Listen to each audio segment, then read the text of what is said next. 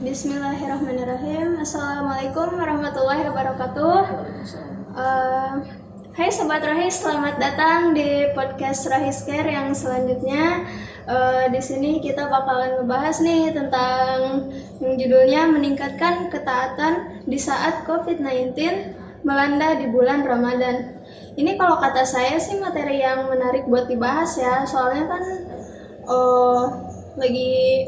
virus ini kan lagi merebakkan. Terus pas gitu di bulan Ramadan, di mana di bulan Ramadan itu kan kita tuh ya emang diharusin banyak ibadah kan, banyak ibadah ke masjid gitu. Tapi karena ada virus ini kita harus diam di rumah, banyakin diam di rumah. Terus gimana nih caranya biar meningkatkan taat kita sama Allah, tetap memperbanyak ibadah walau banyak di rumah. Dan sekarang pertama saya mengenalin diri saya dulu nih. Saya Jessica Anggreni dari kelas 11 Multimedia 1. Di sini saya nggak sendiri, saya ada sama narasumbernya bersama Kak siapa? Kak Syahid. Kak Syahid. Ya. Boleh Kak Syahid nih kenalin diri dulu. Perkenalkan, nama saya Syahid. Saya pernah sekolah di sini, jurusan multimedia. Segitu aja. Oh ya, ini mau nanya nih, kan bagaimana ya cara menjaga atau meningkatkan ketaatan kita kepada Allah nih di saat terjadi wabah COVID-19 yang juga bertepatan dengan bulan Ramadan? Ya, misalkan kan kita itu meningkatkan keimanan ketakwaan itu misalkan ke masjid ya, ke majelis ilmu, cari kajian. Tapi kondisi sekarang masjid kebanyakan ditutup, jadi kita mencari kajian online di YouTube pasti banyak gitu kan, ilmu-ilmu yang bermanfaat, sesuatu yang meningkatkan ketakwaan kita. Jadi kita ini bisa memanfaatkan lewat media sosial gitu, salah satunya lewat YouTube, mendengarkan kajian-kajian gitu kan. Cuman beda tempat aja, dulu mah biasa ke masjid, sekarang mah di depan HP gitu kan. Gitu. Ya kayak banyak ya sekarang di grup juga suka di broadcast grup kajian online gitu kan ya.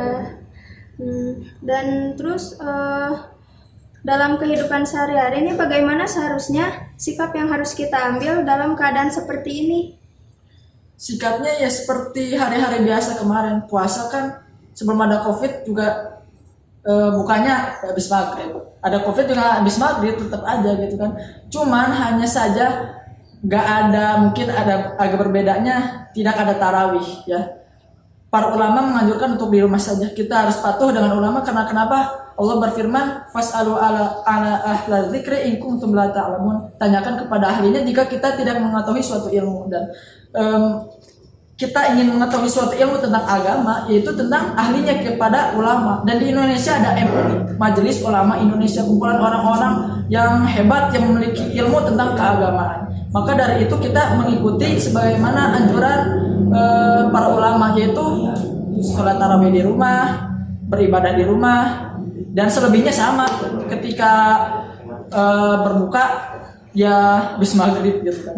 Ya, terus kalau misalnya tindakan yang harus kita lakuin nih kan nggak boleh keluar rumah nih. Apa kan dulu di zaman Nabi juga kan ada kan virus yang kayak gini kan? Apakah tindakan kita saat ini tuh harus sama persis dengan zaman Nabi dulu? Ya, menyesuaikan ya. Seperti misalkan kita sholat kan kita normalnya berdiri, tapi melihat keadaan misalkan kakinya lagi sakit, jadi sholatnya sambil duduk. Atau kan di rumah sakit gitu kan, orang yang berbaring tidak bisa gerak, sholatnya sambil berbaring. Jadi mengikuti kondisi yang sekarang terjadi gitu kan. Kalau tanggapan kakak nih tentang berita puasa Ramadan membuat kita rentan terkena COVID-19 itu gimana tanggapannya? Saya malah baru dengar berita itu. Jadi kalau kita menerima berita itu mungkin cross check dulu apakah ini benar. Kalau benar itu sumbernya dari mana gitu kan. Tapi puasa tetap harus kita jalani walau keadaan COVID-19. Terus upaya apa sih yang bisa kita lakuin buat meningkatkan ketaatan kita sama Allah? Ya, almarhum seseorang itu agama seseorang itu ada pada diri temannya, maka perhatikanlah siapa yang ia temani. Mungkin di grup kita bisa buat ya saling mengingatkan untuk terus dalam ketaatan, share-share ilmu kajian, share-share ilmu yang bermanfaat. Ya dari medsos itu walaupun kita tidak bertemu secara langsung, tapi inti yang kita sampaikan dapat gitu lewat misalkan grup di WhatsApp dan sebagainya gitu.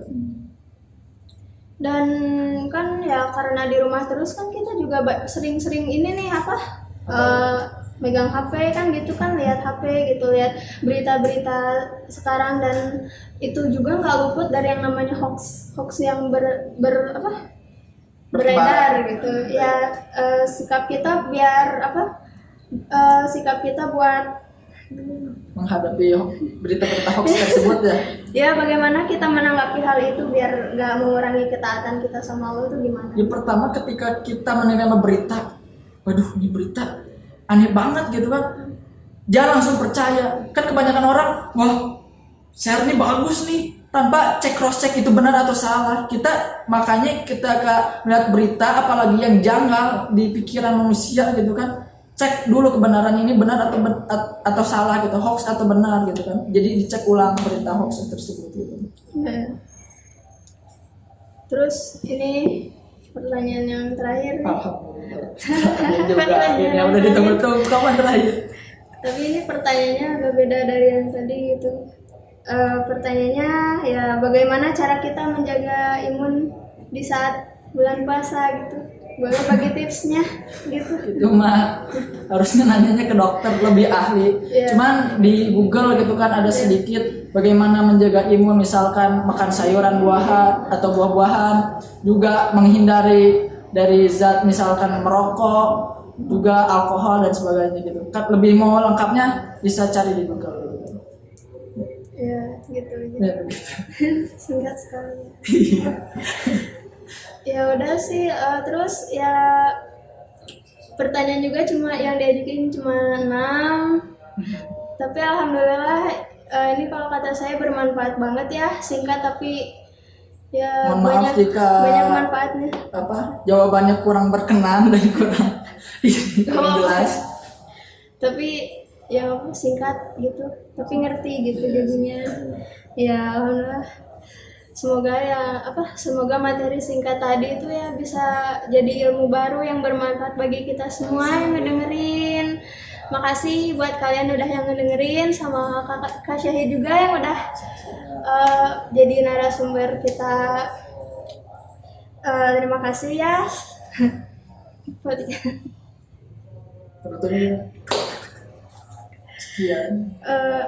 Sekian dari saya. Mohon maaf ya apabila ada kesalahan. saya juga mohon maaf. Maafin. Assalamualaikum warahmatullahi wabarakatuh. Waalaikumsalam warahmatullahi wabarakatuh.